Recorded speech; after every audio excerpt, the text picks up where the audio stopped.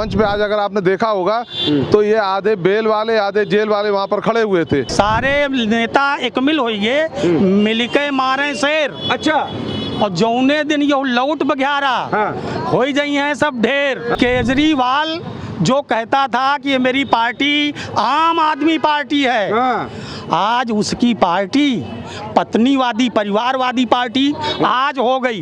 ये लोग संविधान की दुहाई दे रहे हैं, तो जिन लोगों ने संविधान 1975 में इमरजेंसी लगा क्या किया था, 71 में क्या किया, हम कश्मीर वापस ले सकते थे, तब क्यों नहीं वापस लिया इन्होंने। कहते हैं कि दिल्ली का रास्ता उत्तर प्रदेश से होकर गुजरता है, इसलिए हमारी टीम चुनावी जायजा के लिए उत्तर प्रदेश की राजधानी लखनऊ में मौजूद है, क्योंकि जो चुनावी माहौल है वो दिन पर दिन जो है वो टाइट होता जा रहा है। क्योंकि दिल्ली में जो बैठक अभी हुई है इंडिया गठबंधन की, उसमें एक तरफ जो है सत्ताधारी पार्टी तो जो है 400 पार का वादा कर रही है, लेकिन कहीं ना कहीं इंडिया गठबंधन भाजपा यानी सरकार यानी मोदी सरकार को घेर रहा है और कह रहा है कि संविधान को बचाना है तो भाजपा को हटाना है। ये इसी तरीके के पूरे माहौल के लिए हमारे साथ देखिए लखनऊ के काफ़ी लोग मौजूद हैं। हम जानना चाहते हैं कि लखनऊ की जनता इस पूरी गठबंधन को, इस इंडिया गठबंधन को और सत्ताधारी पार्टी किस तरह से देख रही है। संविधान हटाना है तो भाजपा, संविधान बचाना है तो भाजपा को लाना है, ये नारा है। देखिए उनसे आप मंच पे आज अगर आपने देखा होगा तो ये आधे बेल वाले आधे जेल वाले वहाँ पर खड़े हुए थे।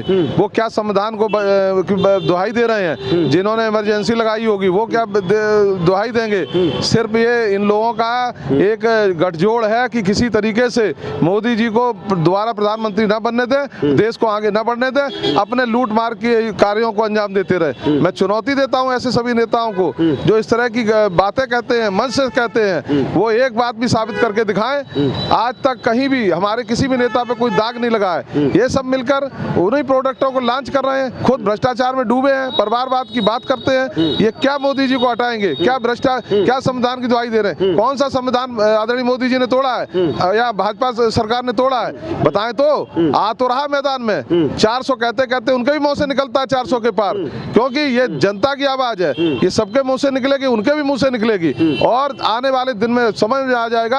अभी तक वो प्रधानमंत्री का कैंडिडेट तो घोषित नहीं कर पाए हैं। आपकी ममता अलग गई और आपके नीतीश कुमार जी छोड़ ही चुके हैं। आपके कौन बचा है, कौन महाराष्ट्र में बचा है, कहाँ बचा, किस चीज की बात करते हैं। जो आप पार्टी जो कांग्रेस को खा गई और भ्रष्टाचार हटाने की बात करती थी, उन्हीं भ्रष्टाचारियों के साथ मिल गई। आज वो जेल में है तो ये सब लोग उसके पीछे रोना पिटना बजाए। उनके लिए आज वहाँ पे सामूहिक रूप से एक रैली कर रहे हैं। किस लिए कर रहे हैं कि इनको सब करने दो, इनको जेल ना जाने दो, इनको देश को लूटे। जनता बेवकूफ है क्या या तुम्हारी गुलाम है? जनता ना बेवकूफ है ना गुलाम है। तुमको मुंह तोड़ जवाब देगी, वोट के जरिए जवाब देगी। चाहे ईवीएम की दुहाई दीजिए, चाहे कुछ किसी की दुहाई दीजिए। कोई ईवीएम मोदी जी लाए थे, कांग्रेस सरकार में ईवीएम आई थी। जब अपनी सरकारें बना रहे थे तो ईवीएम गड़बड़ी थी, बनाते रहते। फिर काहे के लिए दूसरी सत्ता आ गई और राज्यों में जो सत्ता आ रही तो किस लिए आ रही? ये कुछ नहीं, ये सिर्फ नाटक ऐसा है बना रहे हैं कि किसी तरह से मोदी के खिलाफ माहौल बनाया जाए और जनता को बेवकूफ बनाया जाए। जनता बेवकूफ बनने वाली नहीं है। हर हाल में मोदी जी प्रधानमंत्री बनेंगे, एनडीए 400 के पार होकर रहेगी। लेकिन यही 400 पार के दावे को जो है वो तेजस्वी यादव भी चुनौती दे रहे हैं। कह रहे हैं कैसे पता 400 पार? इसका मतलब कहीं ना कहीं मैच फिक्सिंग है और राहुल गांधी ने तो मैच फिक्सिंग का आरोप लगाया भाजपा पे। ऐसा है ना कि जो खुद इस कामों में लिप्त रहते हैं तो वही इस तरह की बातें करते हैं। क्यों नहीं है 400 के पार? पिछली बार सीटें हमारी जब 2014 में सरकार बनी तब कितनी सीटें थी, उसके बाद 19 में बढ़ी तब बढ़ के आई है। आज जिस तरह से कुनवा, जिस तरह से भारतीय जनता पार्टी की नीतियों और रीतियों से प्रभावित होकर नेता और जनता जुड़ रही है तो क्यों नहीं आएगी 400 के पार? कोई 400 कोई असंभव चीज है क्या? संविधान में लिखा नहीं है जितनी सीटें 525, क्या उसमें 525 के ऊपर की बात कर रहे हैं हम लोग तो उसी बात को कर रहे हैं जो हमारे आदरणीय मोदी जी ने जहाँ जहाँ काम किया, जिस जनता के भरोसे बात कर रहे हैं उसके भरोसे पहले वो अपना गणित ठीक कर ले तब बात करें। अपने बिहार की बात करें, जो 40 सीटें 39 सीटें जो जिनकी बात करें उनकी बात करें। वो पप्पू यादव की बात करें जिसको संभाले नहीं संभल रहे हैं, जिसको कांग्रेस वाले भी नहीं कर पा रहे, वो अपनी बात करें। एक और सीट लेकर अगर पहुंच पाएंगे लोकसभा में तो मैं यहाँ पर लखनऊ को चुनौती देता हूँ कि मैं अपनी राजनीति छोड़ दूंगा। ये पहले अपनी बिहार की बात करें। राहुल गांधी आरोप लगा रहे हैं, कह रहे हैं मैच फिक्स है। ये चुनाव का मैच जो है मैच फिक्सिंग की तरह मिक्स है, कैसे देखना चाह रहे हैं? मैच फिक्स नहीं हुआ है। 1947 के बाद हमारी आज़ादी जो मिली हुई है 2014 से मिली है। इसलिए इसके पहले जो है जितनी पार्टियां थी उन्होंने देश को बढ़ाया नहीं है, देश को लूटा है और यही लुटेरे सब एक हो गए हैं। आज जो 400 की बात कर रहे हैं उनको 40 सीट भी नसीब नहीं होगी। और मोदी जी के कार्यों से जनता प्रभावित है। और यूपी में आप जो कह रहे हैं देश की सत्ता यूपी से जाती है, तो यूपी में महागठबंधन देख लें कि आपस में सिर्फ फड़ौल टिकट के लिए कर रहे हैं। जब एकता नहीं है तो विपक्ष वाले कहां से 400 लाएंगे।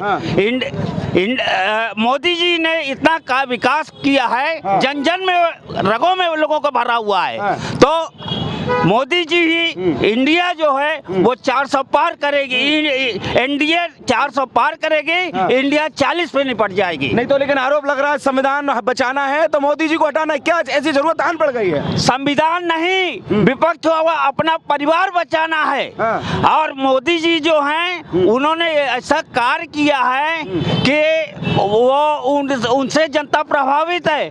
और एनडीए की ही 400 आएगी, विपक्ष को कुछ नहीं मिलेगा। हाँ जी। लेकिन इस आरोपों को सिरे से निकालेंगे कैसे आप लोग? साफ तौर पर तो कह रहे हैं कि संविधान नहीं है, खतरे में है, ईडी आईटी से डरा रहे हैं। ना, ईडी आईटी से जो चोर है वही डर रहा है। संविधान खतरे में नहीं है। उनका कहना गलत है। विपक्ष वाले जो बैठे हुए हैं तो ये आपस में इनके में यूनिटी खुद ही नहीं है। टिकट वितरण में आप देख लीजिए कि आपस में कितना बवाल मचा हुआ इन लोगों में कि एकता है ही नहीं। तो कहाँ से ये इन लोग अपना घर बचा रहे हैं, लोकतंत्र नहीं बचा रहे हैं, ये अपना घर बचा रहे हैं। घर बचा रहे हैं जी। डायरेक्ट आरोप लग रहा है।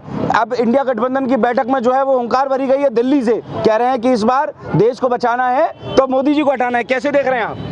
देखिए कि इस विषय के ऊपर तो मैं नहीं जाना चाहूँगा, लेकिन हम व्यापारी हैं, व्यापार मंडल में जुड़े हुए हैं और अपनी जो व्यापार की परिस्थितियाँ और माहौल देख रहे हैं। आज भी सारा व्यापारी मोदी जी के साथ है। अगर हम जैसे लोग मोदी जी के साथ हैं तो आम जनता तो होगी 400 जरूर पार करेंगे हम लोग। और जो मैच फिक्सिंग का आरोप राहुल गांधी लगा रहे हैं कि मैच फिक्स हो गया है, देखिए कि ये राजनीति का विषय है और सामने वाला कुछ ना कुछ तो बोलेगा, उसको कुछ ना कुछ तो बोलना है। इस पे हम लोग क्या आरोप लगाएं, उन पे लगाएं, उनके पास यही रहेगा। हर बार जब से हम लोग देख रहे हैं, जब से मैंने ईवीएम आई है, मोदी जी आए हैं, हर इलेक्शन में इन्होंने कहना है कि मैच फिक्सिंग हुई है, आपकी ईवीएम सेट की गई है। अगर ऐसा होता तो इतना बड़ा संविधान है, हाई कोर्ट है, सुप्रीम कोर्ट है, क्यों नहीं जांचें करवा ली, क्यों नहीं एक केस पकड़ा इन्होंने? ये ऐसा मूर्ख अब नहीं बना सकते ये लोग।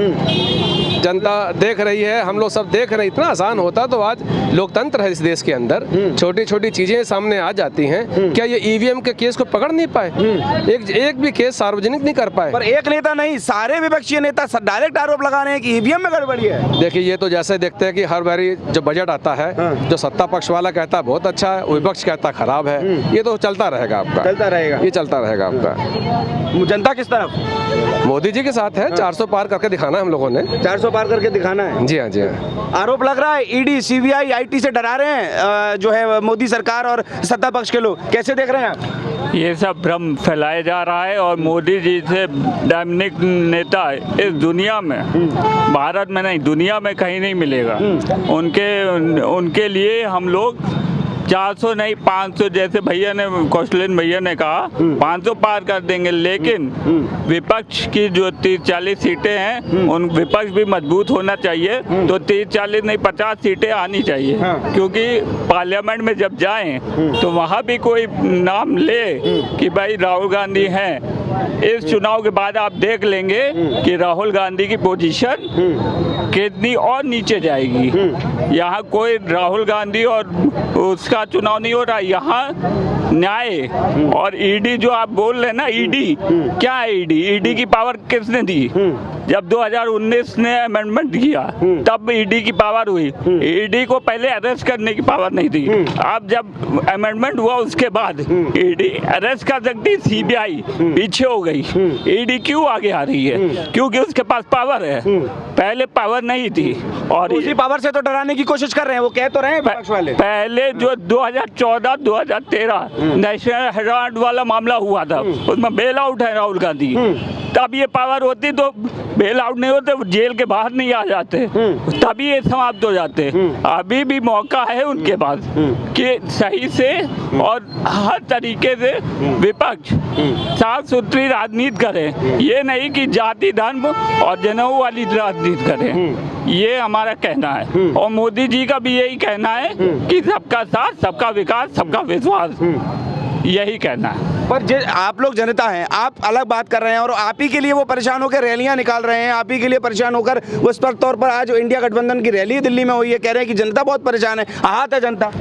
वो रैली इसलिए निकाल रहे हैं जो भ्रष्टाचारी जो जेल में जा रहे हैं, जैसे बड़ी बड़ी पार्टियों के, उनके, क्योंकि वो जा रहे हैं, उनको बचाना है। और जो आपके इलेक्ट्रल बॉन्ड और ये सब मामले लाए हैं, सुप्रीम कोर्ट गए हैं, इसमें आप देख लीजिए हमारे यहाँ एमपी कितने हैं और एमपी के हिसाब से इलेक्ट्रल बॉन्ड की वो आती है।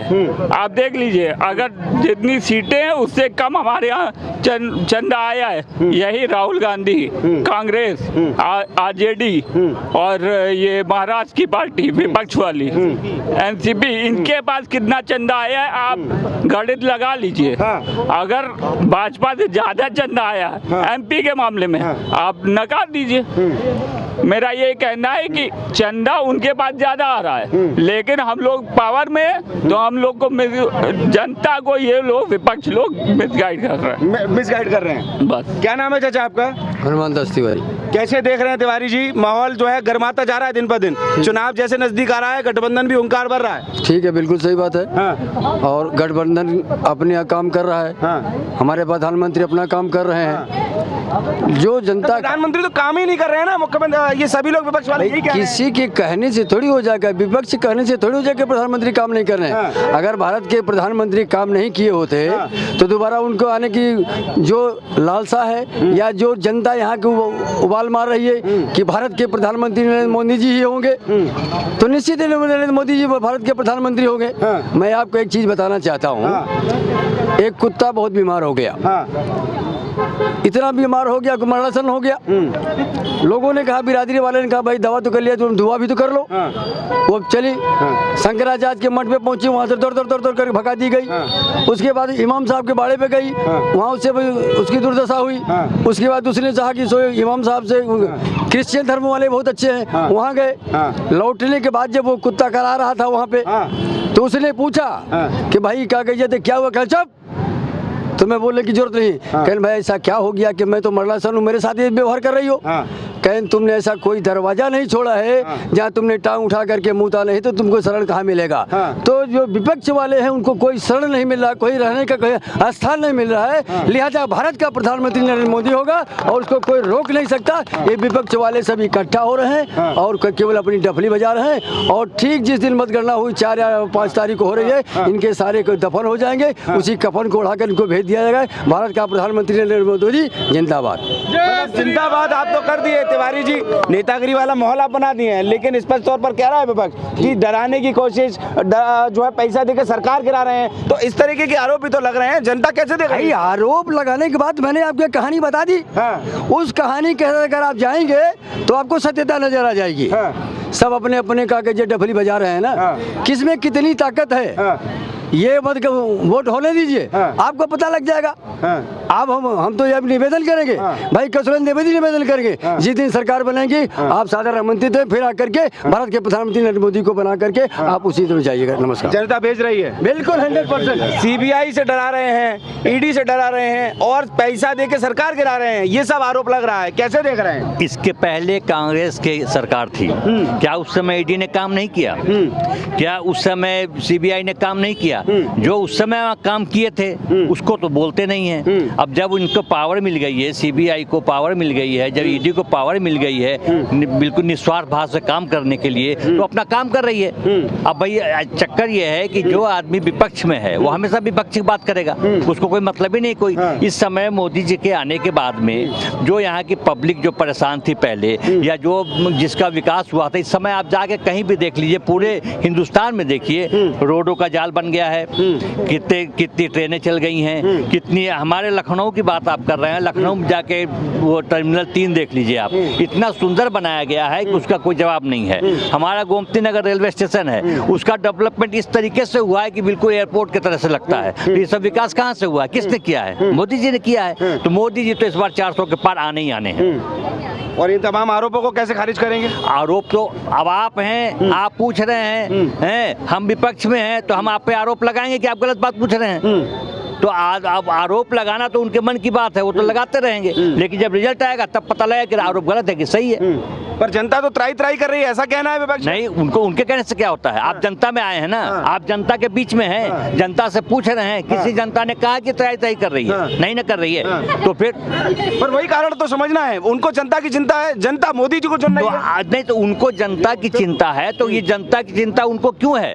इसलिए है कि घपला किए हुए हैं, पकड़े जा रहे हैं, जेल में जा रहे हैं। इस समय अभी थोड़ी देर पहले न्यूज में हमने देखा है, सोरंग जी की पत्नी और केजरीवाल की पत्नी दोनों गले मिल रही हैं ड्राइंग रूम में बैठ के, क्योंकि दोनों एक ही चट्टे बट्टे के आदमी हैं, दोनों एक साथ मिल के काम करें। उनको तो अपना मामला सुलझाना है कि भाई हमको तो ठीक है, हम तो भैया नहीं कर रहे हैं, तो किसी तरह की ऐसी बातें उड़ाएं, ऐसी बातें करें ताकि हम ऊपर रहें। तो कह रहे हैं ना कि मुख्यमंत्रियों को जो है जेल भेज दे रहे हैं, इससे ज्यादा और बड़ी तानाशाही क्या होगी? तो केस कब से चल रहा था कि भाई आप जब 8 सम्मन जारी किया गया, कहीं नहीं पहले चले गए, चले जाते पहले। पहला तो बेल उनको मिला है 8 सम्मन के बाद, ठीक है, सिर्फ इसलिए मिला है कि 8 सम्मन पे वो अपील नहीं किए, नहीं गए वहाँ पे, वो हो गया। दूसरे में फंसे हुए हैं तो वो जा रहे हैं अंदर, उसमें कोई क्या कर सकता है? इसमें सीबीआई या ईडी के अंदर कोई नहीं कर सकता कुछ भी, क्योंकि न्यायालय के ऊपर किसी को नहीं बोलना चाहिए। ये है। आपसे जानना सर, क्या नाम है आपका? सर्वेश पांडे जी। सर्वेश पांडे। सर्वेश पांडे जी, लखनऊ से जी। कैसा देख रहे हैं लखनऊ का माहौल और देश का माहौल और भी गर्मा रहा है? देखिए, हम देख रहे हैं कि एक बार जो जन की भावना है ना, वो उबल के सामने आ रही है। और ये सारे विपक्षी, सारे नेता एक मिल होइए, सुनो, सारे नेता एक मिल होइए, मिलके मारे शेर। अच्छा। और जौने दिन ये लौट बघारा हो जाई हैं सब ढेर। तो ये जौने दिन में बोला आप लखनवी भाषा में? अरे लखनवी भाषा में नहीं, लखनवी की भाषा नहीं है, लखन की भाषा है। अच्छा। लखन की भाषा, लखनवी नहीं। रिमाइंड करिए, ये लखन की भाषा है, ये लखन का वो क्षेत्र है, समझ रहे हैं, अवध परिक्षेत्र है, राम का प्रदेश है। तो ये लखनवी अंदाज नहीं है, ये यहाँ की ये यहाँ की, जैसे आप बार बार कह रहे थे अभी कि विपक्ष ये अभियोग लगा रहा है, विपक्ष सीबीआई डरा रहे हो, आप ये कर रहे हो। अरे यार, आप डर रहे हो क्या? आप डर रहे हो सीबीआई से? आप ईडी से डर रहे हो? नहीं डर रहे हो, क्योंकि कोई काम ही नहीं किया है। और जो चोर हैं वो डरेंगे, जो चोर हैं वो नहीं डरेंगे। अभी आप किसी को ठोक के आओ तो अगल बगल देखोगे, कोई देख तो नहीं रहा, अगर नहीं देख रहा धीरे से निकल लोगे, और अगर 4 लोग आगे, हाँ भैया समझौता कर लो, कुछ ले लो, कुछ दे दो। तो यही हो रहा है। और सबसे बड़ी चीज, आज मुझे आश्चर्य हुआ कि केजरीवाल जो कहता था कि ये मेरी पार्टी आम आदमी पार्टी है, आज उसकी पार्टी पत्नीवादी, परिवारवादी पार्टी आज हो गई। क्या आप पार्टी में कोई नेता नहीं था? और आप पार्टी में जो मंच पर वहां डील करता, सारे नेता तो जेल में हैं, समझ रहे हैं ना? हम कहते हैं अन्ना हजारे को ही ले आते, अन्ना हजारे को इस मौके पर ले आते, चलो भैया तुम ही हमारी सहायता कर दो, चल के नहीं आए कोई। अब मजबूरी, अब बताओ, उनका कहना है मजबूरी आ गई है देश की, लेकिन और महिलाओं को आपको आगे आना पड़ा है संविधान बचाने के लिए। ये महिलाएं नहीं आई, ये परिवार आगे आया है, ये परिवार आया है। आप भी पत्रकार हो, खोज के शब्द मुंह में डाल के निकाल रहे हो, तो ये तो अच्छी बात है खैर, लेकिन ये परिवार है। जब राजीव गांधी गए तो कौन आगे आया? जब केजरीवाल जेल गए तो कौन आगे आएगा? सोरेन गए तो कौन आगे आएगा? इसी तरह से मुलायम गए तो कौन आगे आया? समझ रहे हैं ना? लालू अभी हैं तो आगे कौन कर दिया उन्होंने? तो ये सब जो कुनबा है ना, ये परिवारिक कुनबा है और इसी में हलचल है, समझ रहे हैं ना? अब आज इतनी भीड़ दिल्ली में बता रहे थे, लेकिन असलियत क्या है कि जब तुम 17 लोग 27 हम इसलिए 17 कहते, शायद आप 10 बढ़ा दो, जब 27 लोग एक मिल होके कोई पार्टी का कर रहे हैं काम, समझ रहे हैं ना, और वहां पर सब लोग मिलकर इतनी भीड़ इकट्ठा कर पाए, तो इसका मतलब है कि 400 पार, एक बार 400 पार, फिर इस बार अरे भैया जोर से बोलो यार, अगर सब लोग बहु भाजपा के। फिर इस बार इस बार 400 पार की वजह से ही तो आरोप लग रहे अरे तो हैं। आरोप- हर बार आप कह रहे हो 400 पार, इतनी श्योरिटी से कह रहे हो, तो विपक्ष जो है इसलिए आरोप लगा रहा है। नहीं, आरोप तो वो इसके बाद भी लगाएंगे। अभी जब ये 4 जून को रिजल्ट आ जाएगा, उसके बाद फिर 5 साल और आरोप लगाएंगे, क्योंकि आरोप का लगाना उनका बंद नहीं होगा, उनके पास और कुछ नहीं बचेगा। धन्यवाद आपका। क्या संविधान खतरे में है? संविधान पूछ रहे हैं। अरे यार, राहुल गांधी की बात देखिए, ऐसा है ना, वो स्वयं एक ऐसा संविधान है जो शायद कभी भी ऑन लीगल जो प्लेटफॉर्म है उस पर चढ़ के वो नहीं कह सकते हैं। समझ रहे हैं पार्टी वाले उनकी क्या दशा किए हैं, समझ रहे हैं। आज अरे इलेक्शन का पीरियड चल रहा है और अभी तक आप अपने परिक्षेत्र में नहीं गए। अमेठी तो छोड़ दी, चलो ठीक, कोई बात नहीं, लेकिन जहां से आपको पर्चा दाखिल करना है, एक बार वहां रैली निकालते कुछ करते। लेकिन अच्छा है ये जो कर रहे हैं, बहुत अच्छा कर रहे हैं। और हम लोग जो है एक बार पुनः 400 पार का मतलब है 428 तक। 428 तक जी, 428 तक। और ये यहाँ नहीं, यहाँ जितने भी लोग हैं, समझ रहे हैं ना, ये पूरा यही समझ लो कि समूचा भारत है और यही चारों तरफ है। ये लग रही इतनी लंबी बाइट क्यों चला रहे हो? नहीं, इतनी लंबा ही चलेगा ये प्रोग्राम है, एक्चुअल में इलेक्शन का प्रोग्राम है तो ये लंबा चलता है। सर क्या नाम है आपका? अनिल तिवारी। बात हो गई आपसे? अभी नहीं। क्या चुनने वाले हैं इस बार, आप बता दीजिए। 400 के पार, 400 के पार बिल्कुल 100%। जैसा भैया ने बताया 428, लेकिन हम तो 400 पार कम बता रहे हैं। अभी जितना आप देखें पब्लिक के बीच में जाएंगे, पब्लिक उतनी ही बढ़ती जाएगी। और जहाँ तक अभी आप सवाल करेंगे हमसे, ये लोग संविधान की दुहाई दे रहे हैं, तो जिन लोगों ने संविधान 1975 में इमरजेंसी लगा क्या किया था, 71 में क्या किया, हम कश्मीर वापस ले सकते थे, तब क्यों नहीं वापस लिया इन्होंने? तब भुट्टो के साथ शिमला में बैठ के अयाशी हो रही थी हैं? और जब बाद में बात आई तो साहब तुम कश्मीर वापस नहीं, पीओके वापस नहीं ले पाए, आज तुम चिल्लाते हो ऐसा नहीं वैसा। और ये सारा रैकेट इंटरनेशनल सिनोरियो पे चल रहा है।